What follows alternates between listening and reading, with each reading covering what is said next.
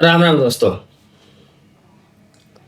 आज संसद में वक्फ बोर्ड बिल को लेकर के बहुत सारी बहसें चालू हुई।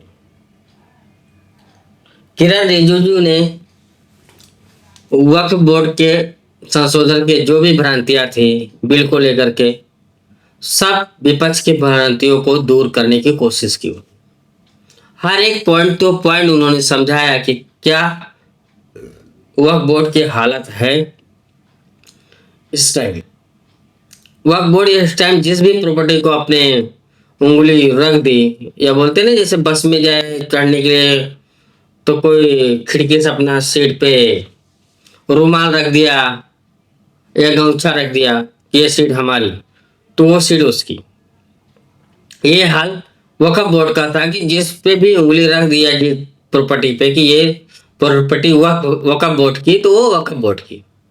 और वक्फ बोर्ड का जो चैलेंज है वो किसी सिविल कोर्ट या हाई कोर्ट या सुप्रीम कोर्ट में नहीं कर सकते थे। उनका एक खुद का ट्रिब्यूनल होता था जिसमें उनके ही आदमी सब मुसलमान बैठते थे, और वो जाहिर सी बात है जब उनके आदमी है तो वक्फ बोर्ड के पक्ष में ही फैसला देंगे। ये सब किरण रिजिजू ने अच्छे से सबको समझा दिया। समझाने के बाद अखिलेश भैया खड़े हुए,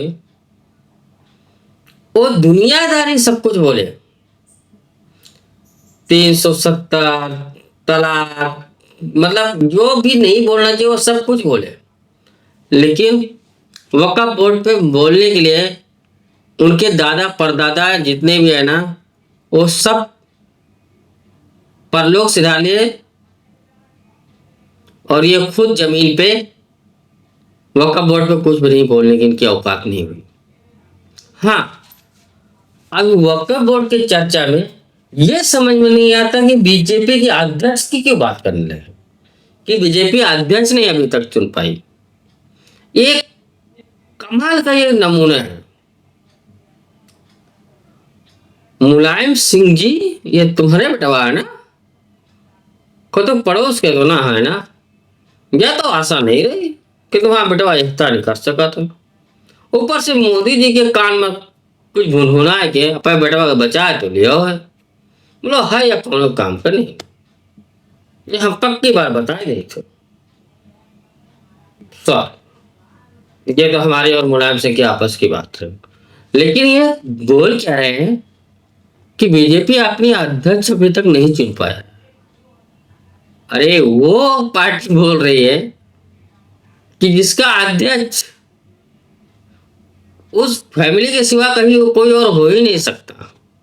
लेकिन अमित शाह तो अमित शाह खड़े हो गए दंदना करके, बोले अखिलेश भैया हमारे तो करोड़ों कार्यकर्ता हैं, उसमें से किसी एक को चुनना है तो सबकी सलाह मशुरा करना है, तो थोड़ा टाइम लग सकता है हमारे अध्यक्ष चुनने में।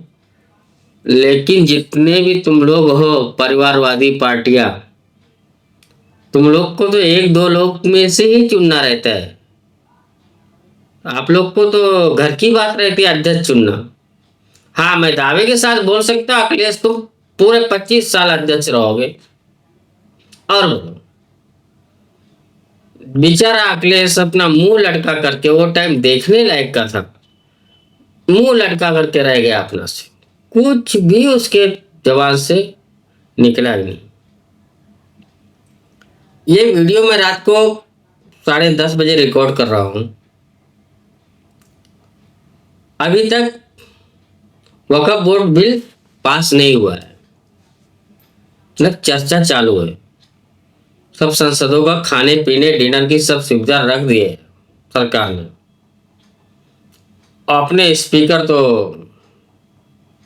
ओम बिरला की एक अलग ही स्वैग में आ जाए।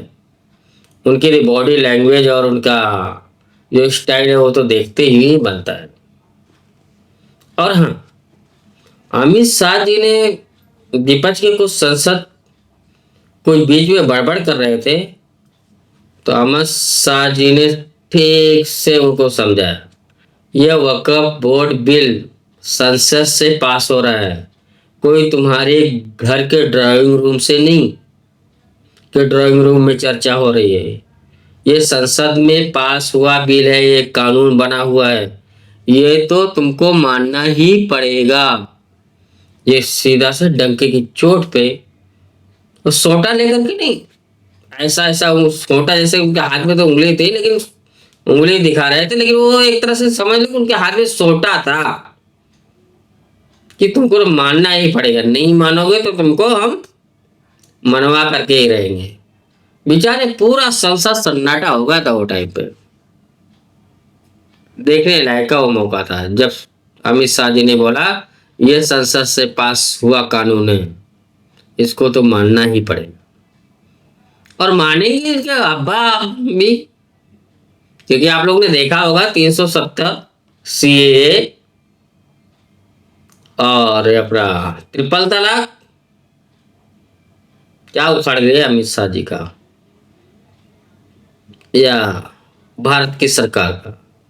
सरकार की पावर बहुत होती है, और भारत जैसे देश में जहां पे 85% नॉन मुस्लिम आबादी रहती है, वहां पे तो सोच लो क्या हो सकता है। तो यहाँ पे तो कानून का पालन सबको करना होगा।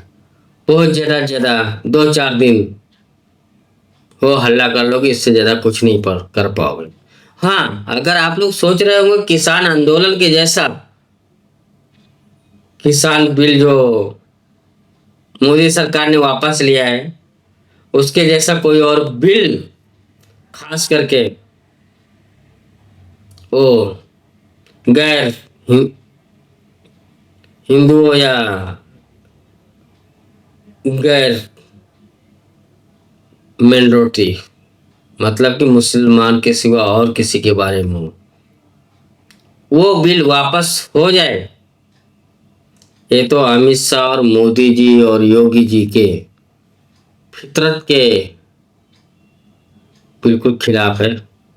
ये चीज तो डंके की चोट पे मैं बोल सकता हूँ, जो भी उखाड़ना हो उखाड़ लेना। मोदी जी और योगी जी, अमित शाह या भारतीय जनता पार्टी, ये बिल तो जिंदगी में वापस नहीं ले सकती है। अगर ऐसा कुछ सोच है तो वो सोच छोड़ दो, उतने ही फायदे में रहोगे। कुल मिलाकर के कायदे में रहोगे तो फायदे में रहोगे। दोस्तों, ये वक्फ बोर्ड अमेंडमेंट बिल तो पास जरूर हो जाएगा, जिसका आप वक्फ बोर्ड नाम भूल करके उम्मीद नाम से जाना जाएगा। तो हम आशा कर सकते हैं, ये मुसलमानों के लिए तो उम्मीद है ही है, लेकिन भारत के गैर मुस्लिम लोगों के लिए बहुत ज्यादा उम्मीद ये बिल से है। क्योंकि हर एक की प्रॉपर्टी उसके बाप दादा कमा करके अपने बच्चों के लिए छोड़े, और कल को कोई आकर के उस पर उंगली रख दे, अपना रुमाल रख दे कि ये प्रॉपर्टी वक्फ बोर्ड की है, तो क्या गुजरेगी दोस्तों। दोस्तों, वीडियो यही समाप्त करते हैं, और कल फिर वापस ये वक्फ बिल पास हो जाएगा तो इस पर वापस वीडियो बनाएंगे। प्लीज वीडियो को लाइक और सब्सक्राइब जरूर कर लीजिए। जय हिंद, वंदे मातरम, भारत माता की जय।